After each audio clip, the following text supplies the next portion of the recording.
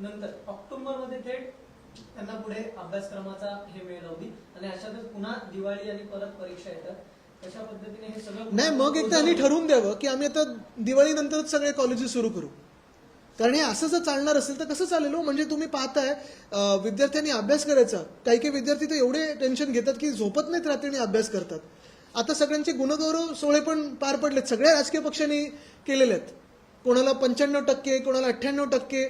हे सगळं झाल्यानंतर ऍडमिशनच मिळणार नसेल तर मग काय या मेहनतीचा उपयोग आहे? आणि ती ऍडमिशन देखील आता अजून यादी लागायची, त्याच्यात पण 100% तुम्ही आज लिहून घ्या घोळ होणार। 5 वाजताची वेळ दिली होती। बघा लागलेत का? वाजले 5। बेंचेस नावाची जी कंपनी आहे त्या कंपनीनंच हे काम देण्याचं नेमकं कारण आता हेच कारण मला कळत नाहीये, म्हणजे ह्याच्यात काही वेगळा हेतू आहे, काही लागेबांधे आहे त्याच्यात, की खरोखरी कंपनी जागतिक स्तरावर असं करत आलेली आहे? म्हणजे युएसए मध्ये वगैरे पण हे करते, हार्वर्ड वगैरे येलसाठी, आणि मग आपण आता मुंबईत खेचले ना। मला कुठे भ्रष्टाचाराचा गंध येतोय बघा, मी भ्रष्टाचाराचा लगेच आरोप नाही लावणार, पण कारण ह्या सरकारला आता आरोप म्हणजे त्या भ्रष्टाचाराच्या आचारातच बुडलेले ते। समृद्धीचं तुम्ही हाल जर पाहिले असतील तर आता कळलं असेल तुम्हाला की भ्रष्टनाथ शिंदेना का पळायला लागला सुरत आणि गुवाहाटीला, स्पष्ट झालंय ते।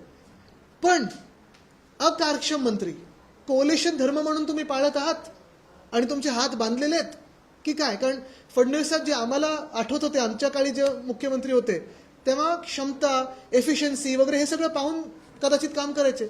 आता कोलेशन मध्ये जर अडकले असतील तर काय माहिती। हे सगळे मुद्दे पाहता मागेही आपण अनेकदा शिक्षण क्षेत्रातले मुद्दे उपस्थित केले आहेत आणि आता यामध्ये काही बदल होईल असं दिसत बदल नाही. झाला तर तो मंत्र्यांचाच झाला पाहिजे, कारण असे मंत्री घेऊन करायचंय काय? म्हणजे पालकांना स्ट्रेस, विद्यार्थ्यांना स्ट्रेस, सगळ्यांना स्ट्रेस, स्वतः नुसतं फिरायचं सगळीकडे। मुख्यमंत्र्यांना काही निदर्शनास आणून देणं म्हणजे अधिवेशन पण मला तुम्ही सांगा, हे 25 लाख विद्यार्थी रस्त्यात हे मुख्यमंत्र्यांना दिसत नाही? तिथे प्रेसची गरज लागते का, की विरोधी पक्षाची गरज लागते का आंदोलन करण्याची? मुख्यमंत्र्यांना कळत नाही का, किंवा दिसत नाही का, किंवा कोण त्यांचे सांगत नाही का की 25 लाख विद्यार्थ्यांचे हाल होत आहेत ते तुमच्या सरकारमुळे होत आहेत? आदित्य, याचबरोबर जो काही हिंदी भाषा सक्तीचा मुद्दा आहे त्यावरून सत्ताधारी खास करून भाजप ज्या पद्धतीचे आपल्यावरती उद्धवजींवरती आरोप करतात, तुमच्या काळातच या सगळ्या काही गोष्टी घडल्या. बघा, पहिलं म्हणजे काल मी भाजपचा धारावीबद्दल अपप्रचार होता तो खोडून काढला। ते सांगतात की आमच्या वेळीचं टेंडर आहे 2022च्या ऑक्टोबरचं, सरकार होतं भ्रष्टनाथ मिंदेंचं। दुसरी गोष्ट म्हणजे हे जे काही ते अहवालाबद्दल बोलतायत, अहवालानंतर अभ्यासगट स्वीकारला होता, हे सगळं वेगळी गोष्ट आहे। पण मला तुम्ही सांगा, आम्ही हा सक्तीचा GR काढला होता का? सक्ती आम्ही मराठी भाषेची केली होती प्रत्येक शाळेमध्ये।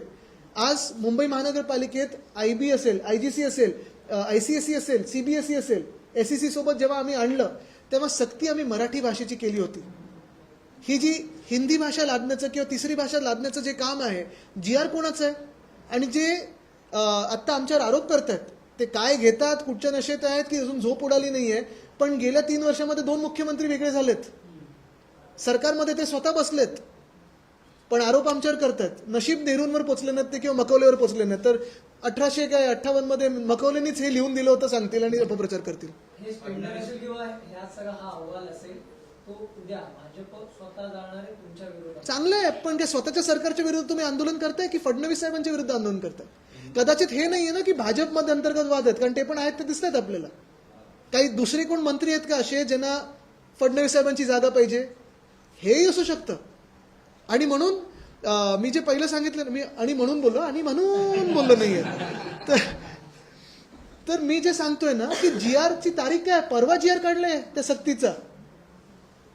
कुठच्या धून मध्ये हे लोक ते झोपेत आहेत की काय आहेत? सक्तीचा GR हिंदीचा हा भाजपच्या सरकारने काढलेला आहे, भ्रष्टनाथ मिंदेंच्या मंत्र्यांनी काढलाय। कदाचित भ्रष्टनाथ मिंदेंनाच फडणवीसांना अडचणीत आणायचं नाही ना, हा देखील विचार तुम्ही करा। फडणवीस म्हणतात की ठाकरे बंधूंबाबत त्यांना प्रश्न विचारण्यात आला की हिंदी सक्तीच्या विरोधात मोर्चा काढण्यात येतोय, ते म्हणतात की ते जर मराठी असेल मग मी काय पंजाबी आहे का? तर आम्ही कुठे त्यांच्याबद्दल काय बोलतोय? म्हणजे त्यांच्या सरकारमध्ये त्यांच्या विरोधात कोण काम करते हे त्यांनी ओळखावं। युतीची नांदी आहे आणि विषय आपण सगळे भारतीयच आहोत, सगळ्या भाषा येतात, पण मुख्य गोष्ट हीच आहे की थोडं तरी राजकारण बाजूला ठेवून, स्वार्थाचं राजकारण बाजूला ठेवून हा विचार करावा की तिसरी भाषा तुम्ही पहिलीतल्या विद्यार्थ्यांवर खरोखर लादणार आहात का? आणि मी जे काल बोललो ना, नरसिंहराव साहेब जेव्हा प्रधानमंत्री होते, बरोबर, त्याच्या म्हणजे नुसतं प्रधानमंत्री होते तेव्हा नाही, त्यांच्या आयुष्यात अनेक भाषा त्यांना यायच्या, जवळपास 14 की 15 भाषा त्यांना यायच्या. स्पष्ट बोलायचे ते भाषेत, अस्खलित भाषा बोलायचे. ते काय सक्तीच्या शाळेत गेले होते का 14 भाषा तुम्हाला शिकायलाच पाहिजेत? वाजपेयी साहेब केवढ्या भाषा बोलायच्या? तेच काय, आता शशी थरूर बाहेर फ्रेंचमध्ये बोलले, सक्तीच्या भाषेत बोलले होते का? मुख्य गोष्ट हीच आहे ना की तुम्ही पहिलीपासून शिकवताय का? किती भाषा तुम्ही लादणार? आता दादा भुसे म्हणतात की मौखिक असेल, हिंदी भाषा जी आहे ती मौखिक. बघा, उद्याचं पण आंदोलन मौखिकच आहे.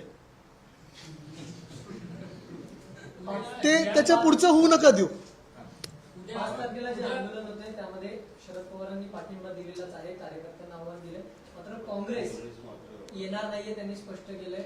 बघा, उद्या परवाचं जे आंदोलन आहे, उद्याचं जे असेल किंवा 5 तारखेचं असेल, आणि हे आंदोलन जोपर्यंत हा GR सक्तीचा मागे जात नाही तोपर्यंत चालू राहील. महत्वाची गोष्ट हेच आहे, आमचा विरोध कशाला आहे? पहिलं तुम्हाला पुन्हा एकदा स्पष्ट करून देतो, भाषेला नाही, त्या भाषिकांना नाहीये, पण कुठचीही भाषा. मग ह्या आत्ताच्या विषयामध्ये हिंदी तुम्ही